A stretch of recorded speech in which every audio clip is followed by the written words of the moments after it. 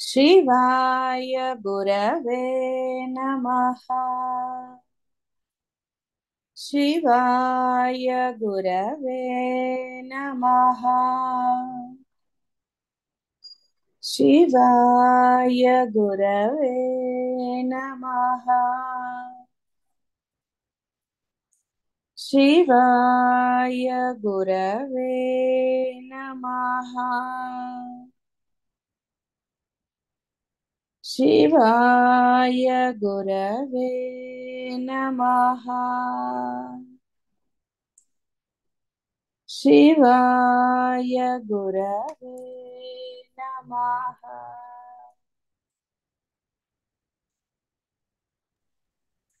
నమస్కారం అండి. शिवाय गुरवे नमः।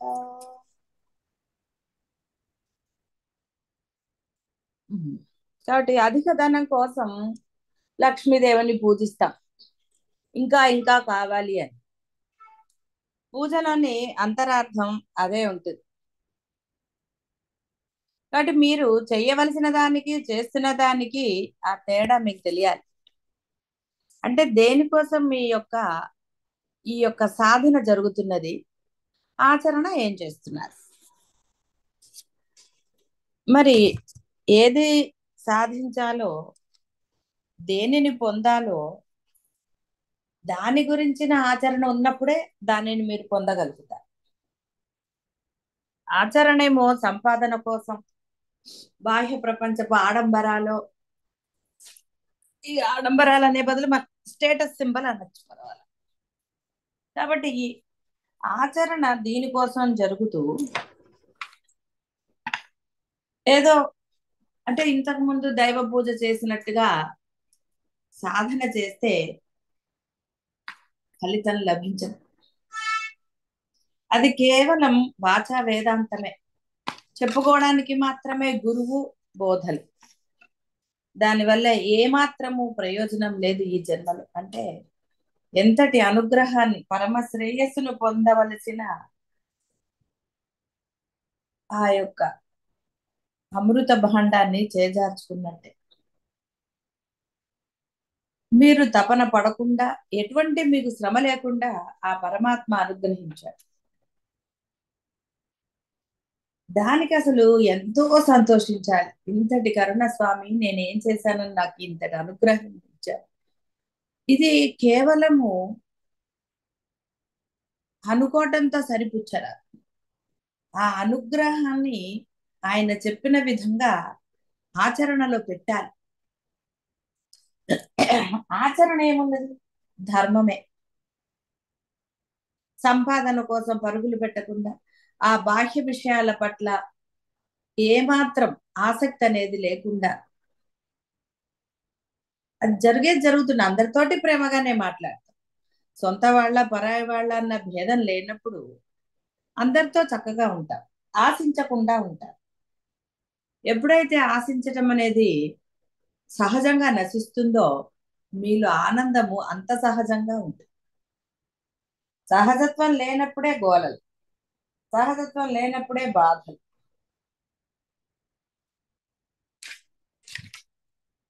సత్యం గురించి పెద్దగా అసలు బోధ కూడా అక్కర్లేదు తెలిసిన తర్వాత.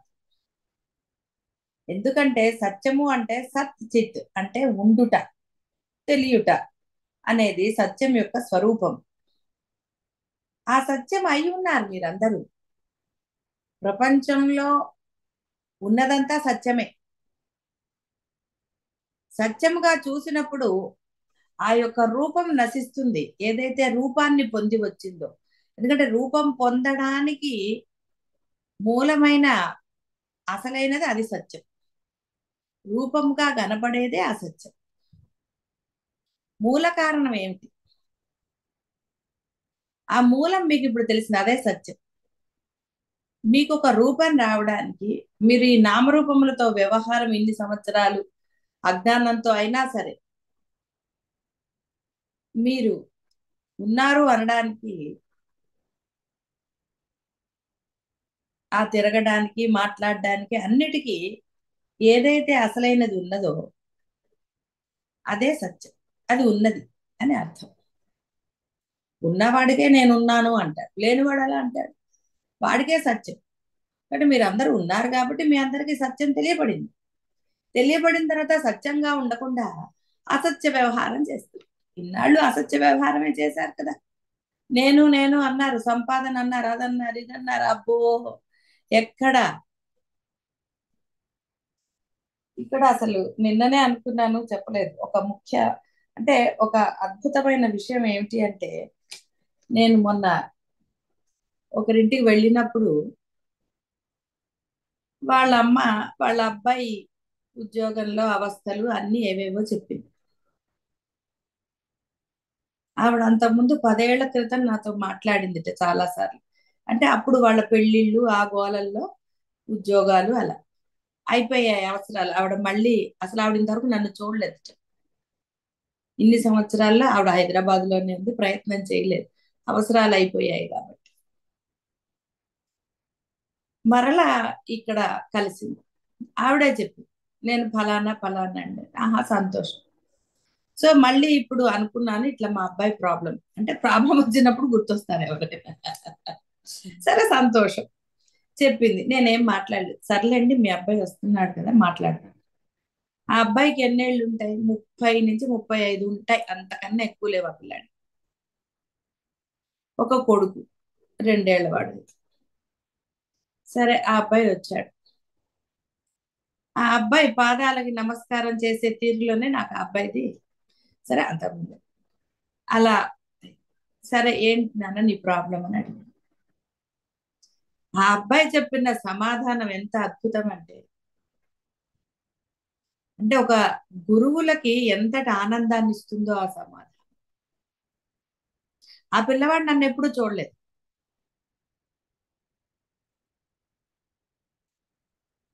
అమ్మా, నేను గురువులను నమ్మానమ్మా, సమస్తం గురువులకు వదిలేశాను, కాబట్టి నాకు అసలు వేరే ప్రాబ్లమ్స్ ఏమీ లేవమ్మా, చెప్పడానికి ఏముంటుంది, మీరు ఏదన్నా చెప్తే నేను అది ఆచరిస్తాను, వింటానని చెప్పాను.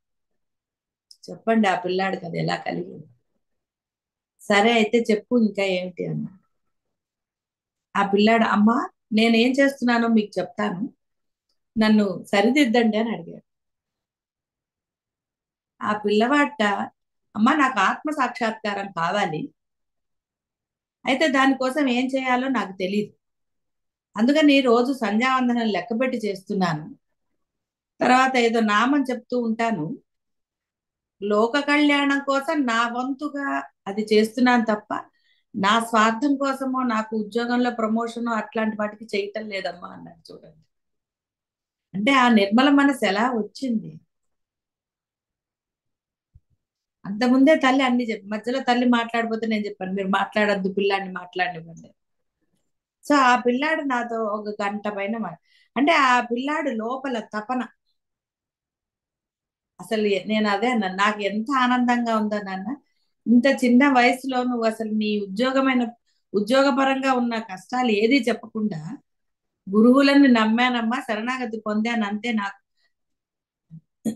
నేనేం చెప్పడానికి లేదమ్మా, అవన్నీ ఉంటాయి. ఆ పిల్లాట ఎప్పుడన్నా ఏదన్నా చిన్న ప్రాబ్లం వచ్చింది ఏదో ఒకటి అన్నప్పుడు హాస్య సన్నివేశాలు చూసేస్తాట టీవీలో గాని ఎక్కడ.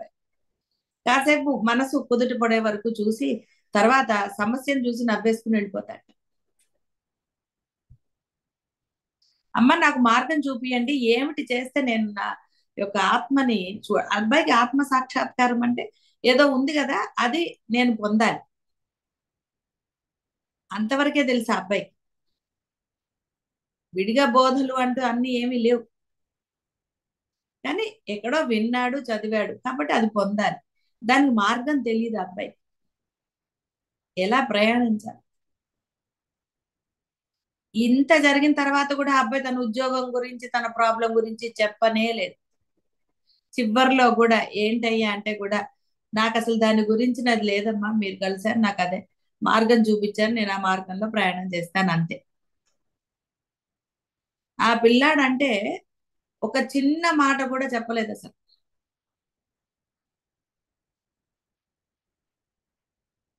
నాకు అసలు ఎంత ఆనందం వేసిందంటే అంత ఆనందం వేసింది.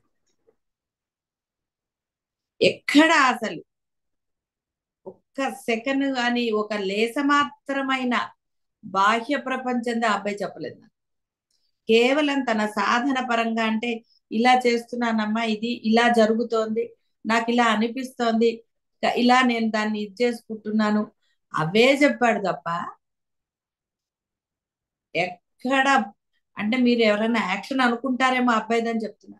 ఆ తర్వాత కూడా ఆ అబ్బాయి అసలు అనలేదు. ఆ పిల్లాడికి ఒకటి ఆనందం లాగా అలా ఉండిపోయాడు ఆ పిల్ల.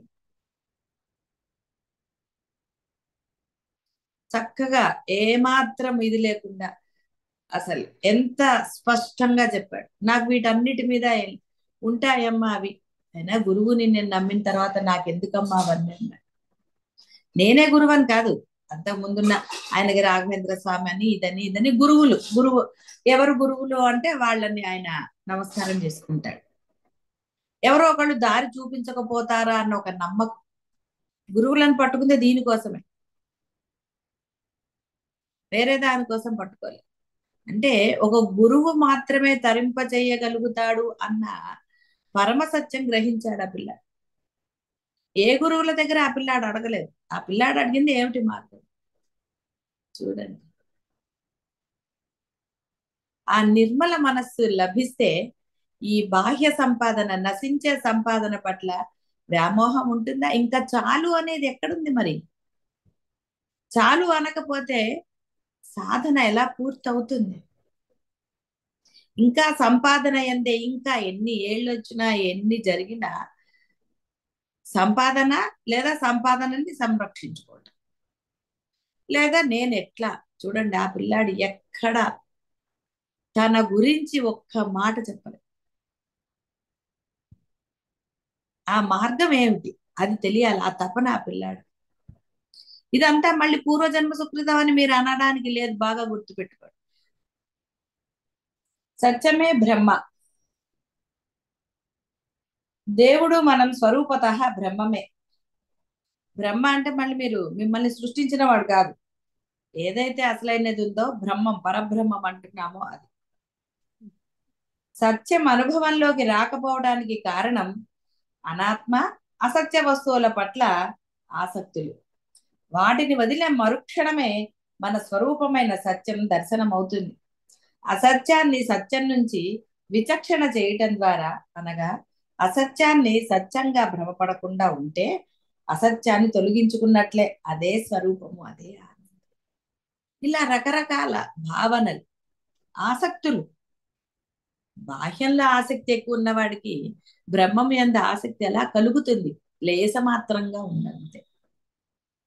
నాటి కృత నిశ్చయాలు లేవు. అదే చెప్తున్నా. అసత్యాన్ని సత్యంగా మీరేం భ్రమ పట్టలేదు, ఎందుకంటే మీకు సత్య అసత్యాలు బాగా తెలుసు. మీరు భ్రమ పడుతున్నారా అనే అవకాశమే లేదు. తెలిసి కూడా అదంతా నశించేదే బాహ్యం. బంధాలైనా ఏదైనా నశించేదే బాహ్యం. తెలిసి కూడా ఆ యొక్క అసత్యం పట్లే మీరు సరే మీ ఆసక్తి అంతా కేంద్రీకరించారు. కాబట్టి అసత్యాన్ని పట్టుకున్నన్ని రోజులు సత్యం విలువ ఎలా తెలుస్తుంది? ఆ సత్యం మీ దగ్గర ఉన్నా సరే, మబ్బు వెనకాల సూర్యుడు ఉన్నాడు అన్నా నీకు, లేదా తలుపులు వేసుకుని లోపల కూర్చుని వెలుతురు రాలేదు అంటే, వెలుతురు ఉందిరా, నువ్వు రా సత్యంలోకి, వెలుతురులోకి వస్తే కదా తెలుస్తుంది. తలుపులు వేసుకుని చీకటిగా ఉంది చీకటిగా ఉంది అంటే ఏమిటి? కాబట్టి ఇక్కడ మీరు వెలుతురుందని తెలుసు మీకు, కానీ తలుపు తీయడానికి భయం, దొంగ భయాలు, సమర్థింపులు. ఇక్కడ ఏది మిస్ అయిపోతారు, నశించేది మిస్ అయిపోతున్నారన్న ఆతృత. ఈ నశించే బంధాల పట్ల, ఈ యొక్క సంపదల పట్ల, ఇవన్నీ అవతల వాళ్ళు ఏమనుకుంటారు, లేకపోతే ఏదో భావన. డబ్బులో ఏమీ లేదు, సంపదకు విలువ లేదు అని ధైర్యంగా కృతనిశ్చయంగా చెప్పగలిగినప్పుడు వేదాంతాన్ని మాట్లాడుతూ అంటే ఆచరణలో పెడుతున్నట్టుగా లెక్క అని చెప్పాడు ఆయన సమయం. కాబట్టి మీరు సంపాదన ఎందో ఇంకా వాటి ఎందో ఇంకా మీకు ఆతృత, ఆశ, మీకు వచ్చేది మీకు వస్తుంది, మీకు వచ్చే ప్రమోషన్ వస్తుంది, మీకు వచ్చే జీతాలు వస్తాయి. జీతాల కోసం ఎక్కడికో పరిగెత్తక్కర్లేదు. గౌరవం లేదని ఎక్కడికో పరిగెత్తక్కర్లే. గౌరవం ఎవరు ఇవ్వాలండి? పరమాత్మ ఇవ్వాలి. సరే, రకరకాల కారణాలు రకరకాలుగా ఎన్నో ఉంటాయి. వాటికి విలువ ఇచ్చినప్పుడు పరబ్రహ్మ ఎలా దొరుకుతాడండి? కాబట్టి డబ్బులో ఏమీ లేదు, సంపదకు విలువ లేదు అని కృతంగా అంటే దృఢంగా చెప్పగలిగినప్పుడు మాత్రమే వేదాంతాన్ని అంటే అదే అర్హత. అంటే డబ్బు సంపద అంటే బాహ్య వస్తువులనే, వీటికి అత్యధికంగా ప్రాముఖ్యత ఇస్తారు కాబట్టి డబ్బు సంపాదన వీటికే చెప్తారు అన్ని. జనులు సూటిగా సత్యాన్ని పలకడానికి ఇష్టపడరు. సత్యం వింటూ ఉంటే అంటే బోధలో ఆందోళనకు గురి అవుతారు.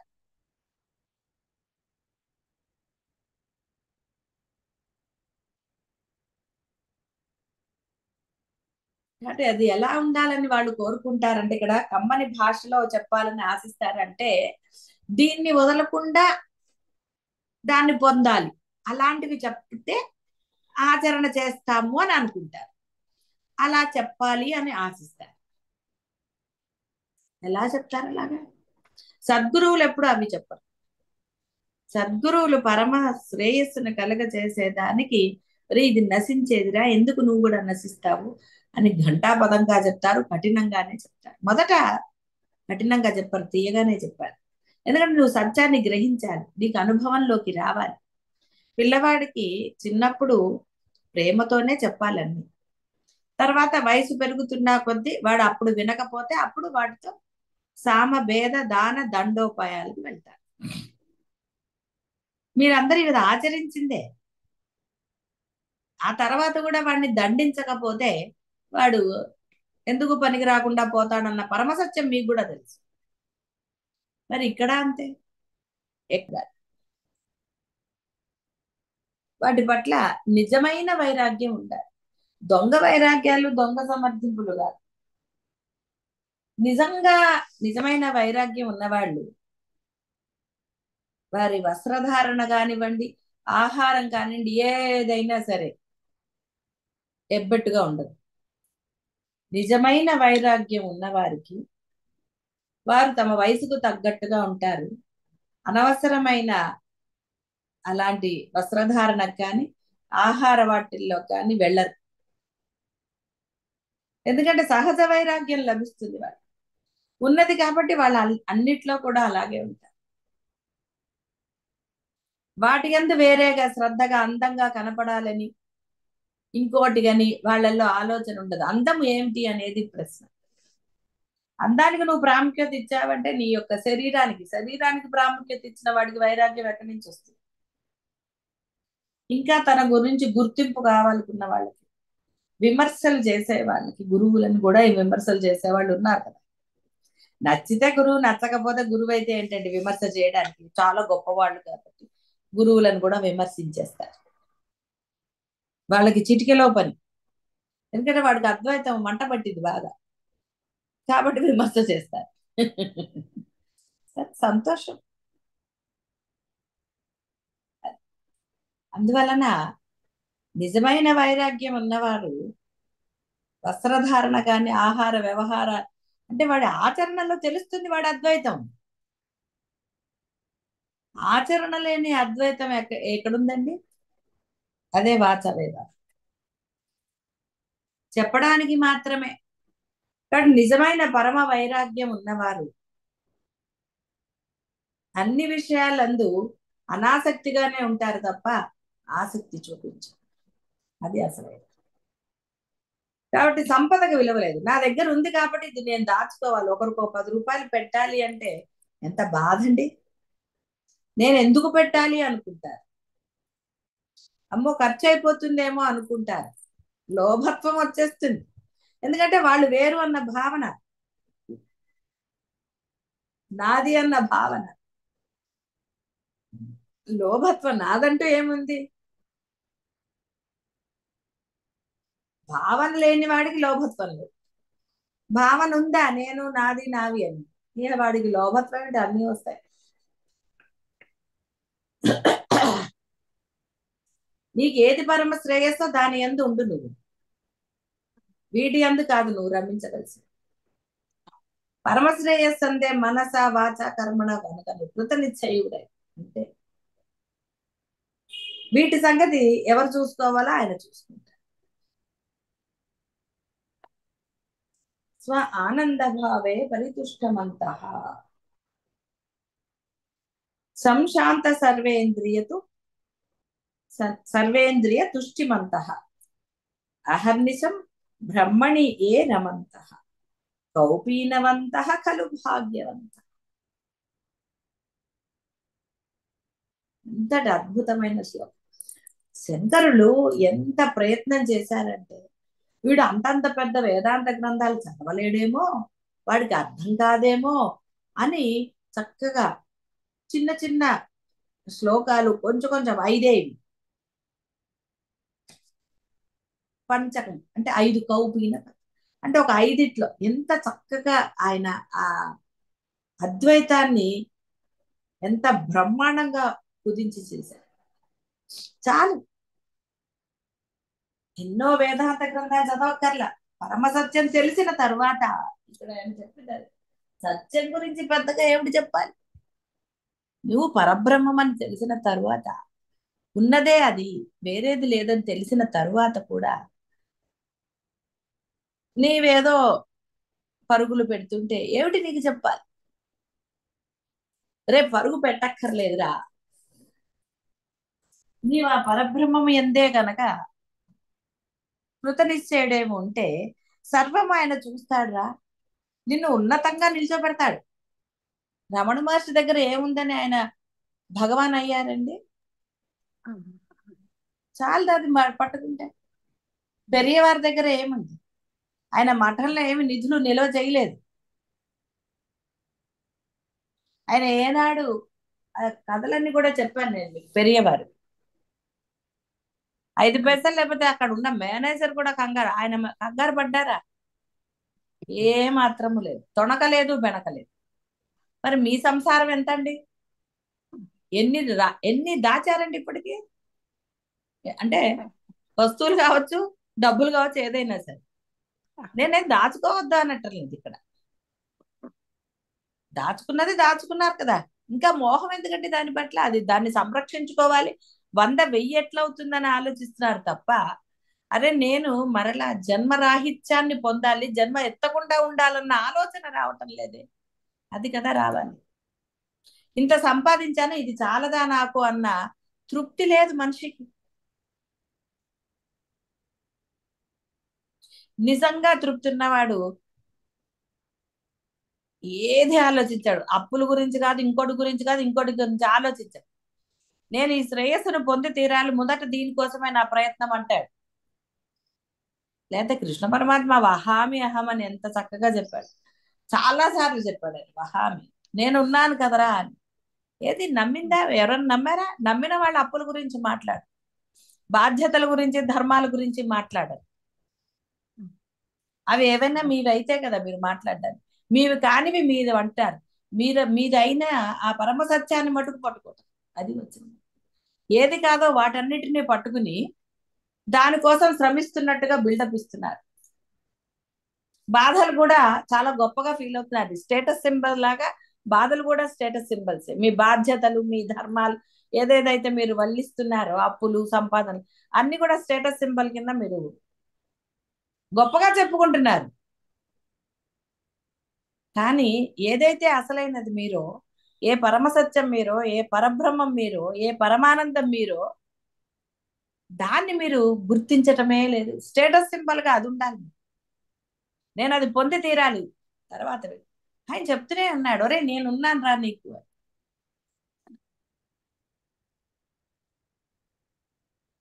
మీరు చూస్తూ ఉంటే మొండిగోడల్లో చెట్లు పెరుగుతూ ఉంటాయి.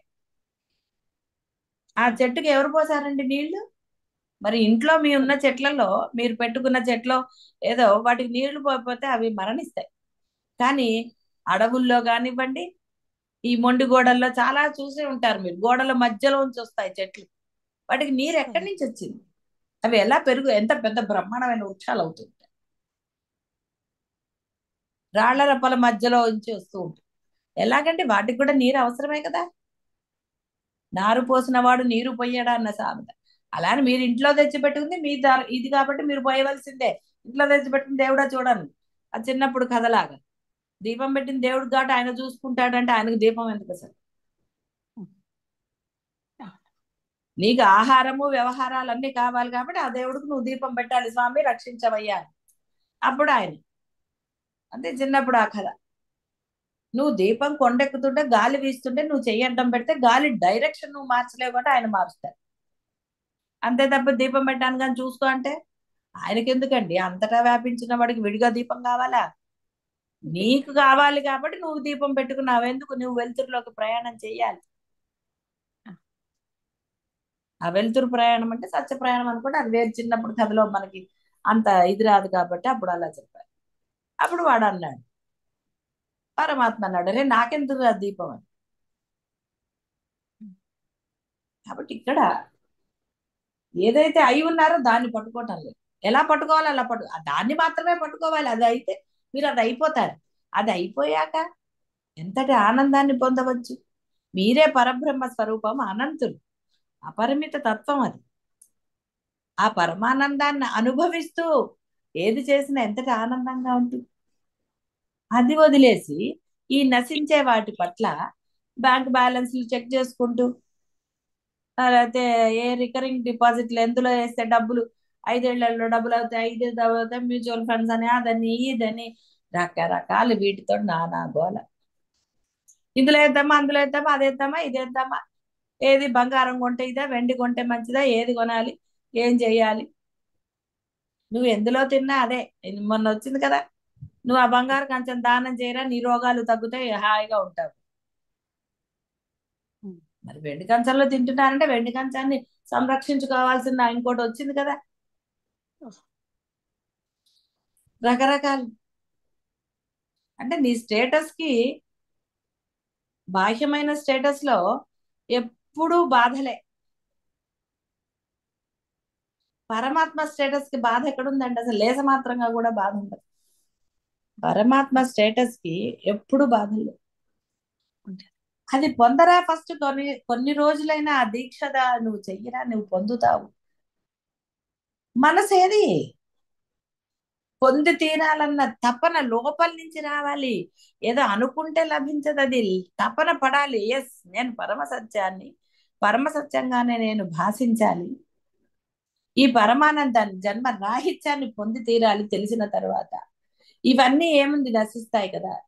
మరలా వచ్చే జన్మలు ఎంతటి భయంకరమైనవో ఏవో అన్న భయంతోనైనా కనీసం తపన పడితే ఇది పొందవచ్చు. ఈ భయము లేదు, ఆ భయము లేదు, ఏ భయము లేదు. వచ్చినప్పుడు చూసుకుందాం అనుకుంటారు, వచ్చాక ఏమిటి చూసుకునేది? బాధ అయినా కష్టమైన ఎన్నో ఉన్నాయి ప్రపంచంలో. మీ చుట్టాలను అనుభవించట్లేదు, మీకు తెలిసిన వాళ్ళు అనుభవించటం లేదా? ఎంతటి భయంకరమైన స్థితిలో అనుభవిస్తున్నారు. ఆ స్థితి వచ్చాక ఏమిటి చేస్తారు? నామం చెప్పలేరు, ఏది చేయలేరు, అన్ని ఏది కాదు. కానీ ఎందుకండి ఈ లోపల మరి తెలిసింది కదా సత్యము. సత్యంగా ఉండడానికి ఫస్ట్ ప్రయత్నం ఉండాలి తప్ప సత్యాన్ని వెనక్కి నెట్టేసి ఇంకా దీంట్లోనే తృప్తి లేదు. ఎప్పుడో పాత వాళ్ళని కలుసుకోవాలని, వాళ్ళ గురించని ప్రయాణాలు చేసి వెళ్తారు చూడండి. అప్పుడెప్పుడో పరిచయమైన వాళ్ళు అక్కడెక్కడో ఉన్నారని కూడా వెళ్తారు. గురువుని కలుసుకోవడానికి ఎన్ని అడ్డంకులు వస్తాయండి, టైం ఉండదు. కానీ ఎప్పుడో బాహ్య ప్రపంచం వాళ్ళు చాలా మంచివాళ్ళు, వాళ్ళు గురువు మంచివాడు కాదు, సత్సంగాలు మంచివి కాదా, ఇలా భావన. లేదంటే అది కూడా ఇదే. కానీ విలువ దేనికి ఇస్తున్నాం మనం? ఏమిటి చేయగలుగుతారు? ఎవరికైనా, ఎవరినైనా పరమాత్మ ఉద్ధరించవలసిందే, మీరు కాదు ఉద్ధరించవలసి. అలా లేని పరిచయాలు పెంచుకుంటారు. అక్కర్లేని పరిచయాల పట్ల ఆపేక్ష, మంచితనం. ఎందుకంటే ఆ మంచితనం దేనికి ఉపయోగపడుతుంది? మీ మంచితనాన్ని సత్యం వైపు మరలించకుండా అసత్యం వైపు మీ మంచితనం ఎన్నాళ్ళు చెప్పుకుంటారండి? కానీ ఆ గుర్తింపు వాళ్ళు పొగుడతారు కదా, భూమి మీద ఉండక్కర్లేదు అప్పుడు. అబ్బో వాళ్ళు అసలు ఎంత పొగిడారోనండి మమ్మల్ని. పొగడతలకి మునిగిపోయే వాళ్ళకి సత్యం ఎలాగా వాళ్ళు చేస్తారు? ఇలా రకరకాలు. నేను ఏదో నాకు గుర్తొచ్చింది ఏదో చెప్తుంది. ఒక్కొక్కరు ఒక్కొక్క రకంగా బాహ్య ప్రపంచంలో స్టేటస్. అందరూ మిమ్మల్ని గుర్తించాలి, అందరూ కీర్తించాలి, అందరిలో అని నిలబడాలి. ఆ గుర్తింపు కోసం ఏదైనా చేస్తారు. ఆ గుర్తింపు కావాలి అంతే. దానికోసం వేషధారణలు మారుస్తారు, అన్ని మారుస్తారు. స్టేటస్. కానీ స్టేటస్ బ్రహ్మం ఎప్పుడవుతుంది? బ్రహ్మ స్టేటస్ ఉన్నవాడు అసలు ప్రయత్నమే చేయక్కర్లా. ఆయన బ్రహ్మం ఎప్పుడు పైనే ఉంటాడు. పైన అంటే ఏదో మన పైన అని కాదు, ఉన్నతంగానే ఉంటాడు. వాడు ఏమి ప్రయత్నం చేయక్కర్లా. స్టేటస్ సింబల్ కి సోఫా లేకపోయినా వాడికి గుర్తింపు ఉంది. రమణ మహర్షికి ఏముందండి? ఎవరికో దగ్గరికి వెళ్ళక్కర్లా, రమణ మహర్షిని చూస్తే చాలు. అలా ఎంతో మంది ఉన్నారు, మనకి తెలిసిన వాళ్ళల్లో కూడా ఉన్నారు. కేవలం బ్రహ్మము యందే మనసు లగ్నం చేసి ఆ బ్రహ్మంగా మారటం అనేది ఎంతటి ఇది. కానీ ఇవాళ చదివారేదో బద్ధకస్తుడికి బద్ధకమే. అంటే అర్థం ఏమిటి? బద్ధకం అంటే అనాసక్తి. ఎక్కడ అనాసక్తి ఉండాలో అక్కడ ఆసక్తి, ఎక్కడ ఆసక్తి ఉండాలో అక్కడ అనాసక్తి. ఇదే బద్ధకం. సరి అయిన నిర్ణయం తీసుకోలేక కాదు, తీసుకునే ఉత్సాహం లేక కూడా కాదు. Status symbol, identity. నాకు ఒక ఐడెంటిటీ కావాలి అనుకునే వాళ్ళు ఎవ్వరూ కృతనిశ్చయం కాలేదు. ఐడెంటిటీ నేను అన్న భావన లేనివాడే కృతనిశ్చయుడు కాగలుగుతాడు. ఐడెంటిటీ కోసం తాపత్రయపడేవాడు ఎలాగండి? వాడు ఉన్నదాంతో తృప్తిగా ఉంటాడు. ముందర ఇది చేద్దాము, ఇందులో నేను ఇప్పుడు తెలిసింది కాబట్టి పరమసత్యాన్ని పొంది తీరుతాను, ఫస్ట్ ఇదే, తర్వాత ఏదైనా సరే అని కృతనిశ్చయం చేసుకోగలుగుతాడు.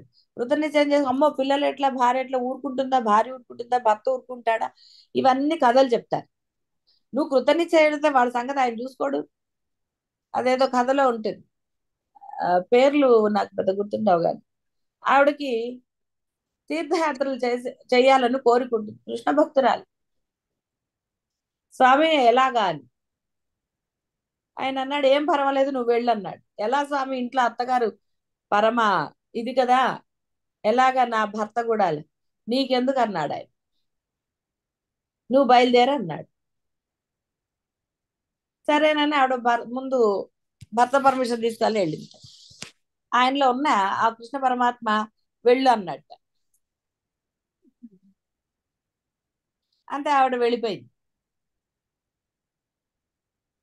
భర్త పర్మిషనే ముఖ్యం అని వెళ్ళిపోయింది. కృష్ణ పరమాత్మ ఆవిడ వేషం వేసుకుని ఇంట్లో ఉన్నాడు. ఆయన అలా చేస్తాడు, చేయగల సమర్థుడు. అలానే ఇప్పుడు మీరు భర్తను అడిగి ఎక్కడికో పోతారని కాదు అర్థం. ఆ రోజుల్లో ఆవిడకి ఆ అపరిమితమైన నమ్మకం ఉంది కాబట్టి అలా జరిగింది. మీలో ఉంటే అలా జరుగుతుంది. మనం చెప్పుకున్నట్టుగా ఆ నృసింహస్వామి కథ, ఇవన్నీ ఆ పరమ భక్తి. తర్వాత వాళ్ళు ఎవరు, అదేమిటి మీ కోడలు అక్కడ ఉంది కదా మళ్ళీ ఇక్కడికి వెళ్ళా. అప్పుడు ఆ భక్తురాలికి అర్థం, తన బదులు పరమాత్మ అక్కడ ఉన్నాడు. అత్తగారి చేతిలో దెబ్బలు కూడా తిన్నాడు ఆయన, అంత పని చేశాడు.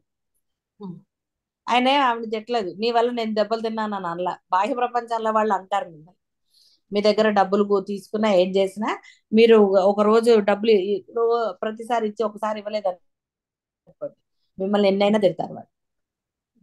మీరు ఒకసారి ఇవ్వలేదు కదా అని మిమ్మల్ని పోనీలే పాపం ఏ అవసరంలో ఉన్నాడు అందరు ఇవ్వలేదు అంటారు. ఏ సంపాదించుకున్నాడు ఆ మాత్రం ఇవ్వలేడా అంటారు. బాహ్య ప్రపంచం ఇదే. అది తల్లిదండ్రులు కావచ్చు, పిల్లలు కావచ్చు, బంధువులు కావచ్చు, ఎవరైనా కావచ్చు. ఆ పరమ భక్తి మీలో ఉండాలి. ఆయన అదే కృష్ణ పరమాత్మ నేను చేస్తాను. అర్జునుడు అలా నమ్మాడు కాబట్టే విజయం పొందాడు, ఆత్మజ్ఞానాన్ని పొందాడు. వాడికి నమ్మకం లేదు కాబట్టి దుర్యోధనుడు బాహ్య ప్రపంచాన్ని కోరుకున్నాడు కాబట్టి నశించిపోయాడు. కాబట్టి ఇవన్నీ మీకు తెలియని విషయాలు కావు. మరలా ఒట్టిగా గురువులకి చాదస్తాలు ఉంటాయని చెప్పుకున్నాం కదా. అలా ఇప్పుడు ఆయనకి చాదస్తం లేదు, ఎన్ని రాశారండి అద్వైతం. ఏదో ఒకటి పట్టుకునైనా వాడు తరించకపోతాడా, ఇది కాకపోతే అది, అది కాకపోతే అది, ఏదో ఒకటి వాడు పట్టుకుని తరించకపోతాడా అన్న పరమ కారుణ్యంతో శంకరులు ఇన్ని చేశారు. కాబట్టి అందరూ కూడా ఆ శంకరుల అద్వైతం సిద్ధించడానికి చూద్దాం ఏం ప్రయత్నాలు చేస్తారు. శుభం భూయాత్.